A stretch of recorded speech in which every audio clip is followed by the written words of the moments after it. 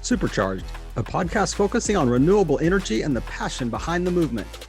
Supercharged is a thoughtful journey through renewable energy sustainability and an integrated lifestyle. Subscribe and listen each week as we chat with thought leaders, influencers, and those who simply choose to live a better way. And hopefully, along the way, you too will be inspired to live supercharged.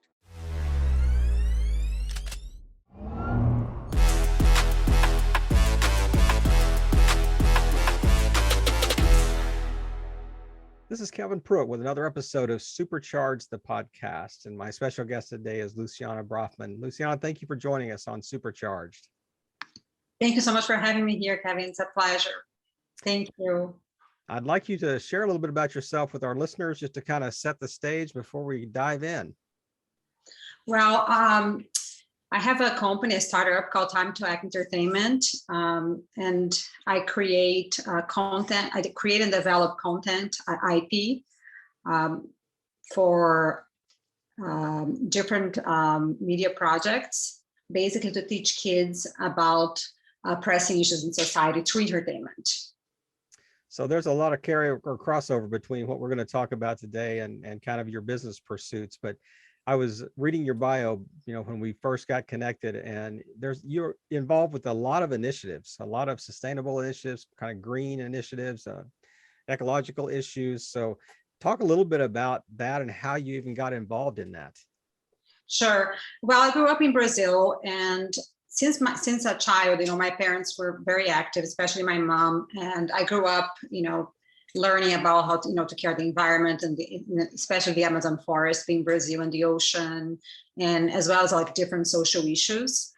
So I was always, aware about that. And after, when I got older, I ended up working on Survivor, producing Survivor. I had a production company in Brazil, and I got hired by CBS to produce Survivor season 6 in the Amazon. Wow. So it was an amazing opportunity to actually live in the jungle for almost a year between pre-production, production, and post-production, and got me really connected, with the Amazon, and actually realizing, seeing firsthand, all the damage that's being done, and that made me even more aware about the environmental issues.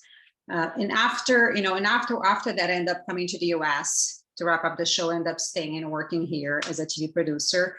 And when I had my son was actually when I started noticing even more the real importance about, teaching our kids and about the environment and about pressing issues in society, and actually seeing an opportunity in entertainment to do that, because that's how they learn a lot of things, and without being preachy, without being, like overly educated, but like Pixar does it, it's the message is there.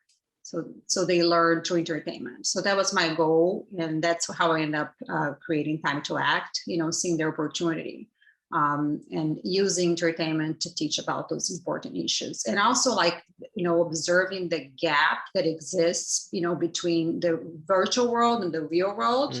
It's a really big eye-opening for me, especially with the pandemic. Yeah.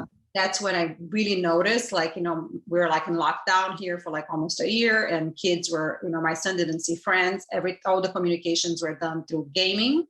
So gaming became huge because he didn't even play that much video game, but it was much more like a social way to interact with friends. And you just realize how detached from the real world they are, and just stuck in their rooms and not really being part of the conversation. And this is the future. Those are the future leaders, in observing the way that, what we have been doing to our planet, to the world, that we've been living, I don't think we're doing very well, so things need to change. But for things to change, we need to teach differently. Right. And I think Disney's been doing that for years. Exactly. Disney has had an underlying education platform for years. But I was thinking about the interview we're going to have this today. I was thinking about that a little earlier today, and just wondering, knowing that you had grown up in Brazil, what was the perspective of Brazilians related to the Amazon when you were growing up? Was it the same that you hear about today, or was it just kind of a non-issue? No, I mean, I think it was less of an issue. I mean, you still were aware of like the big corporations coming in and, cutting trees, deforestation. We still were aware of that, but I think that the damage was less than it is now. But we were still aware of it. And so you have started working on Survivor and kind of had an eye-opening, kind of an aha moment, just how these two things could intersect, but tell me, do companies care about this? I mean, I know you're creating entertainment to kind of bring to life some of these issues, and we kind of hear about it certainly at a 50,000 foot level, but is it real concern, or is it just like, it's kind of like PR for some companies? What do you think?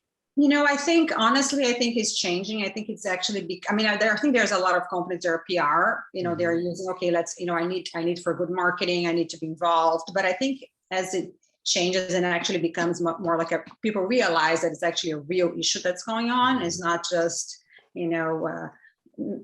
interesting conversation or it's like actually a real issue and we're suffering and we can see. I think companies are starting to get more involved. It's great to see like what Amazon has been doing. Like they're really like having initiative helping the environment. You have other companies that have departments now to actually emphasizing social change. So that's really I think we're going through a very, very interesting period, and it's very exciting for me because I think the pandemic was like this pivotal moment right. where everything changed. Yeah. Because we had a luxury of time, first of all, to stop everything we're doing. And because I feel like we live in autopilot, everyone is like, we're so busy and, we don't have the time to even think about things. And the pandemic gave an opportunity to everyone to stop. And that's when, I was able to see the kids, like, how detached they are. So I wanted to create content so that I can merge the virtual world to the real world and but like working with organizations. So finding there's so many organizations, amazing, like Heal the Bay, Oceans Conservancy, One Planted Tree. So you connect the entertainment that, like the game that I'm developing, like I have, the kids will be able to choose and donate money for cause, like a percentage of the purchase, the in-app purchase will go towards, I'm going to donate towards those organizations, but I want the kids to choose, and they're going to be able to click and find out about those organizations and, and work with them. And so like creating a grassroots movement as well, having a board of junior, our kids, a junior board where like they get to, expand beyond game or series or whatever that is, like, into the real world. So that's all in my, my plan. What an interesting idea. What I plan to do. You mentioned Amazon earlier. I think I read this week that like Jeff Bezos has donated or committed $450 million or something like this to environmental causes, and they're kind of deciding where that money is going to be spent. But exactly. I love the idea of intersecting or integrating, I guess, play with with education. And I think it is probably the most effective approach to especially educating kids at this moment. I mean, you don't just stick them in front of a computer and just kind of run courses past them. I mean, there has to be some hook. There has to be something that is an interesting element added into that. So walk us a little bit through the model of what you're creating. Well, like I said, my first project is about climate. I'm not only going to talk about climate change. All my projects are going to have different themes, but the first one that I'm developing right now, and again, I'm a startup, so I'm just starting up. It's a mobile game, and it's an environmental adventure mobile game, and it's about climate change, and it would be like what happens if we keep doing what we're doing to our planet 100 years from now. And I also expanded the story into a series. So I'm finishing up a series Bible.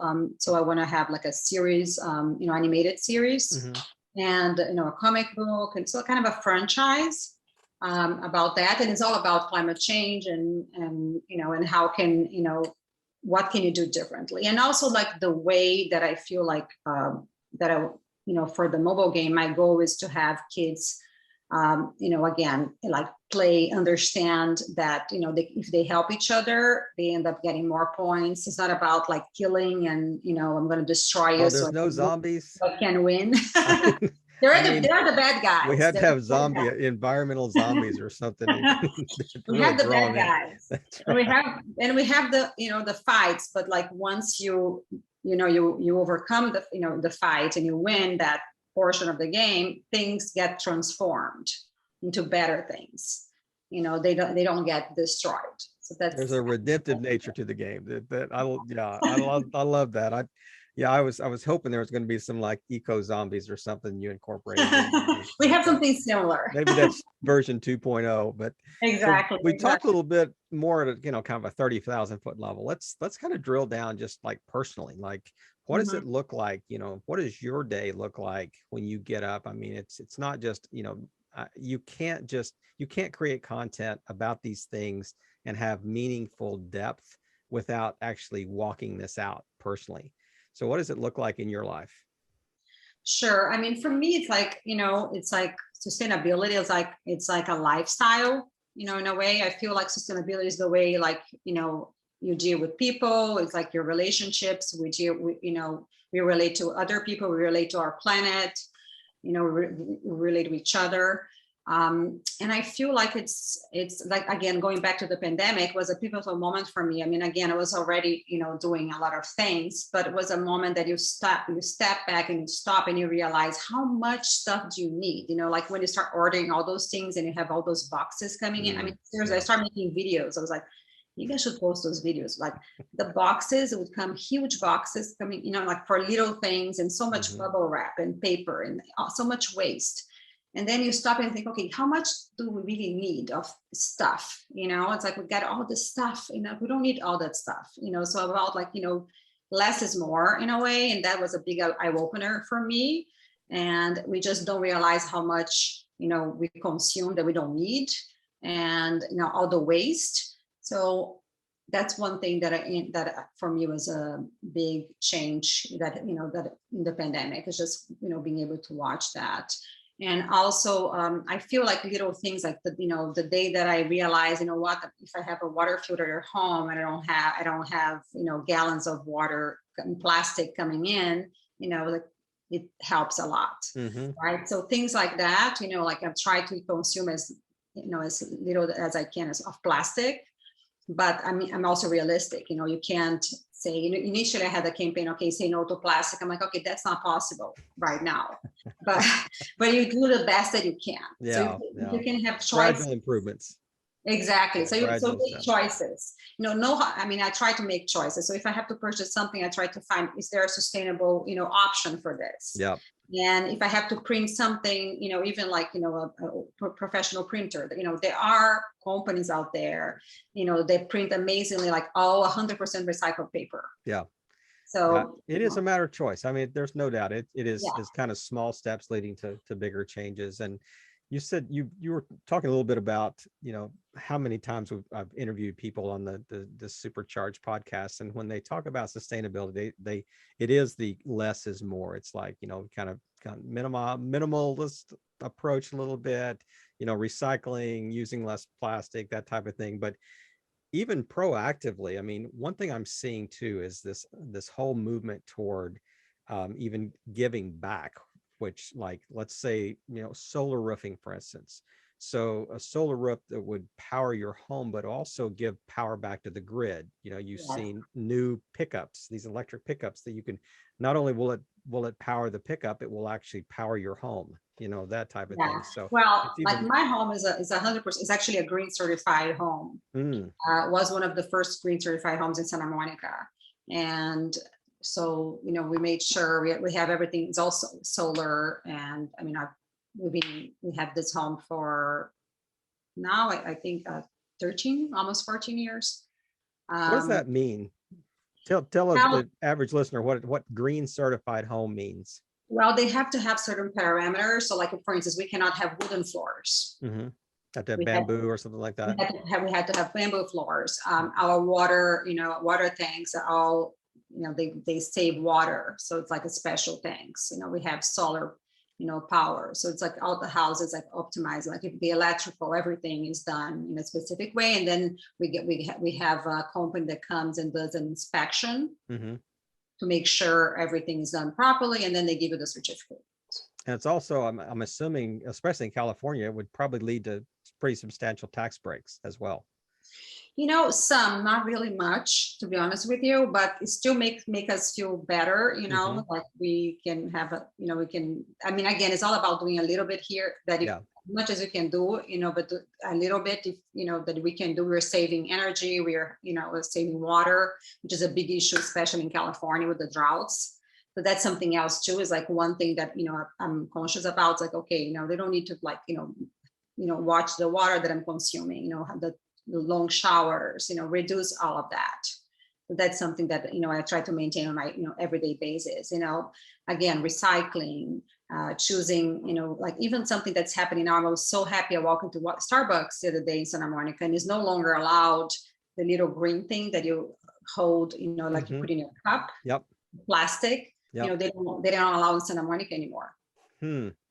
So it was actually, I was really happy to see that now they have stickers. So it's like, so we don't have all this plastic wasted, because it's so much plastic. Interesting idea. I mean, it's just designed to keep it warm, so it just keeps cold from going out the hole. So it is. That's an interesting approach. So they found an alternative. So it's it was great. So little things like that. And again, and also I tried to, like I did for my company, I did a beach cleanup in September, and I invited, like a lot of kids. And I also created a card that gives kids ideas for like 3 ways they can help, the planet. So just, I mean, again, I feel like it's, if everyone does a little bit, I try, like I don't eat meat, I'm not vegetarian, but I find myself now eating, I used to eat like fish almost every day. Now I eat once a week. And, I try to talk to my son and explain, he loves meat. I'm like, you know what, maybe you can eat meat once a week, but it's not so good for the environment. So like trying to educate and explain. And I think it's raising awareness, because, like what I find is like when I didn't know any of that, I didn't make changes. But once you start learning, like you were like, oh, okay, then you start getting it. And you think of the planet as being, our planet, not just the planet. The minute you think, okay, it's my planet, like you take ownership. So you become responsible for it. You have to take care. It's like our children, our planet, it's our planet. So I have to, make sure how I treat it, because I think the relationship, at least I feel like most people had, it's just like when we grow up, we take for granted. We don't think about it. We just take from the planet. We don't give back. And, it's a relationship. We need to give back. We need to take care of it. Right. And now we're actually witnessing, the results of not taking care of our planet, of just taking and not giving. And that's when I think the relationship needs to change. And it starts with when you realize it's our planet. We need to take care of it.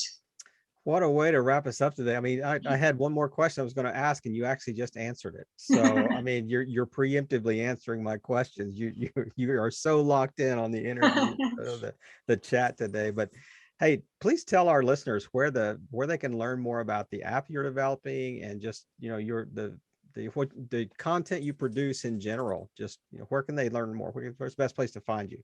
Sure, they can look at our website, which is www.timetoact-ent.com.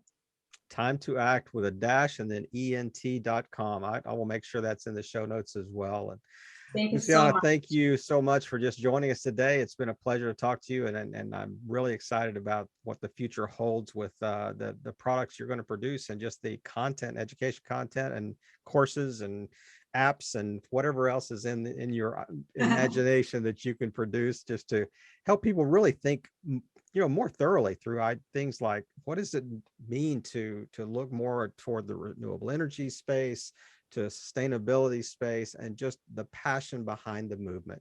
Luciana, thank you, and have a great day. Thank you so much. So nice talking to you. Thank you. Thank you for what you're doing too.